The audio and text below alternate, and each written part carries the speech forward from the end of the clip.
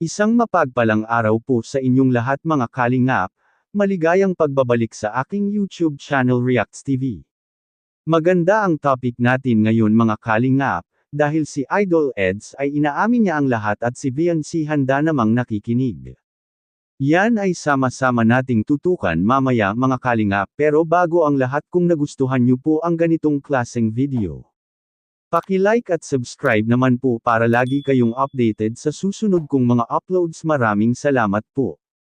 At suportahan din natin palagi ang ama ng Kalingap, Kuya Val Santos Matubang at Idol Kalingap Rab. At paalala lang po mga kaulingap, panoorin at tapusin ang video na ito para malaman mo kung ano ang nilalaman nito bago mag-comment. Maraming salamat po. Ngayon balik tayo sa topic. Inaamin lahat ni Idol Ed sa episode 12 na sobrang miis na niya si VNC mga kalingap. Kukuha lang tayo ng mga positibong reaksyonan mga kalingap. At ang maganda pa dito ika-4 na selebrasyon sa birthday ni Idol Eds mga kalingap.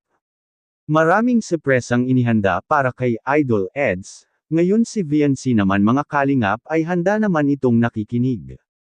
Dahil kitang-kita naman sa mga mata nito na sobrang namimiss niya si Idol Eds. Isiniwalat lahat ni Idol Eds ang kanyang nararamdaman para kay VNC.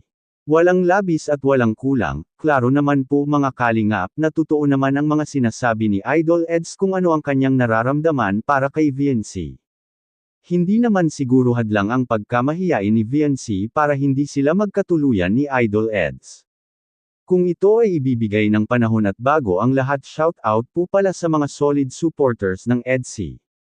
Dahil kahit maraming pagsubok at sumisira hindi peren natitiinag, maraming salamat sa inyong lahat EDC Global supporters at Kalingap Edu supporters.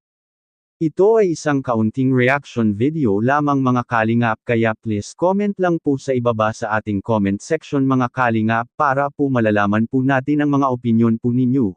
At bago po tayo magtatapos, babalik-balikan ko po ito na palagi po nating suportahan si Idol Kalingap Rab sa kanyang mga vlog dahil dito kinukuha ang mga gastusin tulad ng pabahay, at mga allowances sa ating mga beneficiaries at mga sahod rin sa mga K-Boys. Maraming salamat po, at hanggang dito lang po muna ang ating Kalingap Reacts TV update ngayong araw mga kalingap. Huwag kalimutang mag-like at subscribe at i-on ang notification bell for more updates. Maraming salamat po, mabuhay tayong lahat. God bless us all.